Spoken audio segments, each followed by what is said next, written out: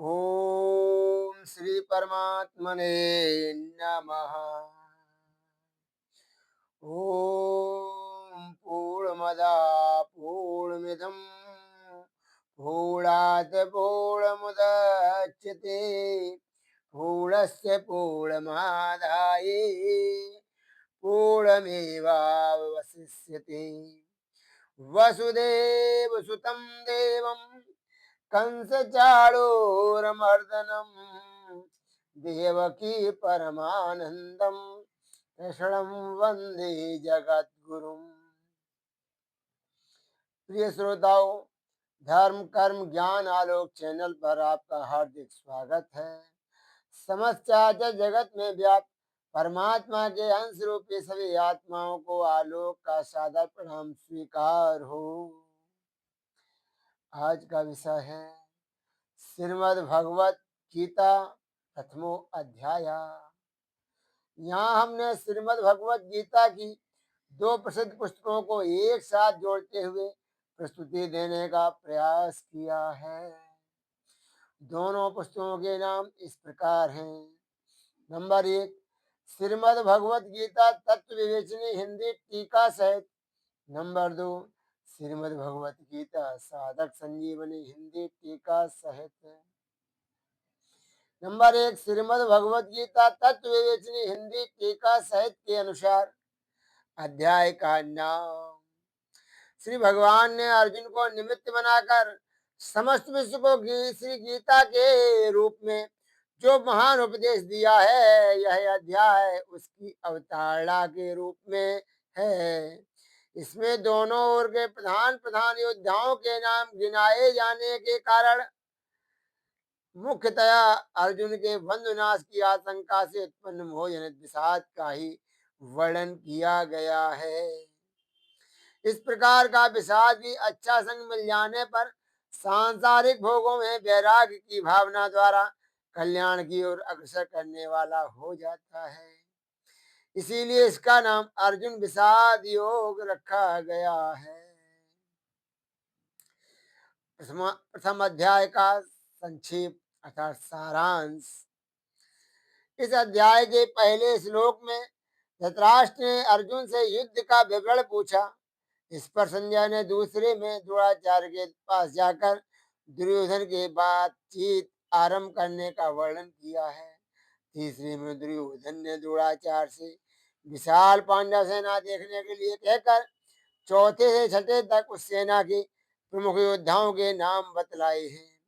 सातवें में द्रोणाचार्य से अपनी सेना के प्रधान सेना नायकों को भली भांति ध्यान लेने के लिए कहकर आठवें और नवें श्लोक में उनमें से कुछ के नाम और सब वीरों की पराक्रम तथा युद्ध कौशल का वर्णन किया है।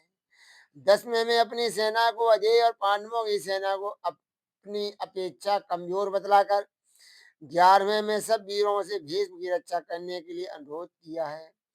12वें में भीष्म पितामह के शंख बजाने का और 13वें में कौरव सेना में शंख नगारे ढोल मृदंग और नरसिंगे आदि विभिन्न बाजों के एक ही साथ बज उठने का वर्णन है। 14वें से लेकर 18वें तक क्रमशः भगवान श्री अर्जुन भीमसेन युधिष्ठिर नकुल सहदेव तथा पांडव सेना के अन्य समस्त विशिष्ट योद्धाओं के द्वारा अपने अपने शंख बजाए जाने का और 19वें में उस शंख ध्वनि के भयंकर शब्द से आकाश और पृथ्वी के गूंज उठने तथा दुर्योधन आदि के व्यथित होने का वर्णन है। 20वें और 21वें में धृतराष्ट्र पुत्रों को युद्ध के लिए तैयार देखकर अर्जुन ने श्री कृष्ण से अपना रथ दोनों सेनाओं के बीच में ले चलने के लिए कहा है। और 22वें तथा 23वें में सारी सेना को भली भांति देख चुकने तक रथ को वहीं खड़े रखने का संकेत करके सबको देखने की इच्छा प्रकट की है। 24वें और 25वें में अर्जुन के अनुरोध के अनुसार रथ को दोनों सेनाओं के बीच में खड़ा करके श्री कृष्ण ने युद्ध के लिए एकत्रित सब वीरों को देखने के लिए अर्जुन से कहा है। इसके बाद 30वें तक स्वजन समुदाय को देखकर अर्जुन के व्याकुल होने का तथा अर्जुन के द्वारा अपनी शोकाकुल स्थिति का वर्णन है। 31वें श्लोक में युद्ध के विपरीत परिणाम की बात कहकर 32वें और 33वें में अर्जुन ने विजय और राज सुख न चाहने की युक्तपूर्ण दलील दी है। 34वें और 35वें में आचार्य आदि स्वजनों का वर्णन करके अर्जुन ने मुझे मार डालने पर भी अथवा तीनों लोगों के राज्य के लिए भी मैं इन आचार्य और माता पिता पुत्रादि आत्मीय स्वजनों को मारना नहीं चाहता। ऐसा कहकर 36वें और 37वें में दुर्योधन आदि स्वजनों के अस्थायी होने पर भी उन्हें मारने में पाप की प्राप्ति और सुख तथा प्रसन्नता का भाव बतलाया है। 38वें तथा 39वें में कुल के नाश और मित्रद्रोह से होने वाले सब पापों से बचने के लिए युद्ध न करना उचित बतलाकर 40वीं से 44वें में कुल नाश से उत्पन्न होने वाले दोषों का विस्तार पूर्वक वर्णन किया है। 43वें और 46वें में राज और सुखाद के लोभ से स्वजनों को मारने के लिए की हुई युद्ध की तैयारी को महान पाप का आरंभ बतलाकर शोक प्रकाश करते हुए अर्जुन ने दुर्योधन आदि के द्वारा अपने मारे जाने को श्रेष्ठ बतलाया है। और अंत के 47वें श्लोक में युद्ध न करने का निश्चय करके शोक निमग्न अर्जुन के शस्त्र त्याग पूर्वक रथ पर बैठ जाने की बात कहकर संजय ने अध्याय की समाप्ति की है। प्रथम अध्याय का संबंध पांडवों के राष्ट्रीय युग में उनके महान ऐश्वर्य को देखकर दुर्योधन के मन में बड़ी भारी जलन पैदा हो गई और उन्होंने शकुनी आदि की सम्मति से जुआ खेलने के लिए दुष्टों को बुलाया और छल से उनको हराकर उनका सर्वस्व हर लिया। अंत में यह निश्चय हुआ कि दुष्टर आदि पांचों भाई द्रौपदी सहित 12 वर्ष वन में रहें और 1 साल छिप कर रहें। इस प्रकार 13 वर्ष तक समस्त राज्य पर दुर्योधन का आधिपत्य रहे और पांडवों के 1 साल के अज्ञातवास का भेद न खुल जाए तो 13 वर्ष के बाद पांडवों का राज उन्हें लौटा दिया जाए। इस निर्णय के अनुसार 13 साल बिताने के बाद जब पांडवों ने अपना राज वापस मांगा तब दुर्योधन ने साफ इनकार कर दिया। उन्हें समझाने के लिए द्रुपद के ज्ञान और अवस्था में वृद्ध पुरोहित को भेजा गया परंतु उन्होंने कोई बात नहीं मानी। तब दोनों ओर से युद्ध की तैयारी होने लगी। भगवान श्री कृष्ण को रण निमंत्रण देने के लिए दुर्योधन द्वारका पहुंचे। उसी दिन अर्जुन भी वहां पहुंच गए। दोनों ने जाकर देखा भगवान अपने भवनों में सो रहे हैं। भगवान अपने भवन में सो रहे हैं। उन्हें सोता देखकर दुर्योधन उनके सिरहाने एक मूल्यवान आसन पर जा बैठे और अर्जुन दोनों हाथ जोड़कर नम्रता के साथ उनके चरणों के सामने खड़े हो गए। जागते ही श्री कृष्ण ने अपने सामने अर्जुन को देखा और वह पीछे की ओर मुड़कर देखने पर सिरहाने की ओर बैठे हुए दुर्योधन दिख पड़े। भगवान श्री कृष्ण ने दोनों का स्वागत सत्कार किया और उनके आने का कारण पूछा। तब दुर्योधन ने कहा मुझ में और अर्जुन में आपका एक शाही प्रेम है और हम दोनों ही आपके संबंधी हैं पर आपके पास पहले मैं आया हूँ। सज्जनों का नियम है कि वे पहले आने वाले की सहायता किया करते हैं। सारे भूमंडल में आज आप ही सब सज्जनों में श्रेष्ठ और सम्माननीय हैं इसलिए आपको मेरी ही सहायता करनी चाहिए। भगवान ने कहा निसंदेह आप पहले आए हैं परंतु मैंने पहले अर्जुन को ही देखा है इसलिए मैं दोनों की सहायता करूंगा। परम शास्त्रानुसार बालकों की इच्छा पहले पूरी की जाती है इसलिए पहले अर्जुन की इच्छा ही पूरी करनी चाहिए। मैं दो प्रकार से सहायता करूंगा। एक ओर मेरी अत्यंत बलशाली नारायणी सेना रहेगी और दूसरी ओर मैं युद्ध न करने का प्रण करके अकेला रहूंगा। मैं शस्त्र का प्रयोग नहीं करूंगा। अर्जुन धर्मानुसार पहले तुम्हारी इच्छा पूर्ण होनी चाहिए अतएव दोनों में से जिसे पसंद करो मांग लो। इस पर अर्जुन ने शत्रुनाशन नारायण भगवान श्री कृष्ण को मांग लिया। तब दुर्योधन ने उनकी नारायणी सेना मांग ली और उसे लेकर वे बड़ी प्रसन्नता के साथ हस्तिनापुर को लौट गए। इसके बाद भगवान ने अर्जुन से पूछा अर्जुन जब मैं युद्ध ही नहीं करूंगा तब तुमने क्या समझकर नारायणी सेना को छोड़ दिया और मुझको स्वीकार किया। अर्जुन ने कहा भगवान आप अकेले ही सबका नाश करने में समर्थ हैं तब मैं सेना लेकर क्या करता। इसके सिवा बहुत दिनों से मेरी इच्छा थी कि आप मेरे सारथी बने। अब इस महायुद्ध में मेरी इस इच्छा को आप अवश्य पूर्ण कीजिए। भक्त वत्सल भगवान ने अर्जुन की इच्छा अनुसार उनके रथ के घोड़े हाँकने का काम स्वीकार किया। इसी प्रसंग के अनुसार भगवान श्री कृष्ण अर्जुन के सारथी बने और युद्धारंभ के समय कुरुक्षेत्र में उन्हें गीता का दिव्य उपदेश सुनाया। अस्तु। दुर्योधन और अर्जुन के द्वारका से वापस लौट आने पर जिस समय दोनों ओर की सेना एकत्र हो चुकी थी, उस समय भगवान श्री कृष्ण ने स्वयं हस्तिनापुर जाकर हर तरह से दुर्योधन को समझाने की चेष्टा की, परंतु उन्होंने स्पष्ट कह दिया कि मेरे जीते जी पांडव कदापि राज्य नहीं पा सकते। यहाँ तक कि सुई की नोक भर भी जमीन में पांडवों को नहीं दूंगा। तब अपना न्यायोचित स्वतत्व प्राप्त करने के लिए माता कुंती की आज्ञा और भगवान श्री कृष्ण के प्रेरणा से पांडवों ने धर्म समझकर युद्ध के लिए निश्चय कर लिया। जब दोनों ओर से युद्ध की पूरी तैयारी हो गई, तब भगवान वेद व्यास जी ने धृतराष्ट्र के समीप आकर उनसे कहा, यदि तुम घोर संग्राम देखना चाहो तो मैं तुम्हें दिव्य नेत्र प्रदान कर सकता हूँ। इस पर धृतराष्ट्र ने कहा, मैं श्रेष्ठ ब्रह्मश्रेष्ठ, मैं कुल के हत्याकांड को अपनी आंखों से देखना तो नहीं चाहता, परंतु युद्ध का सारा वृतांत भली बात सुनना चाहता हूँ।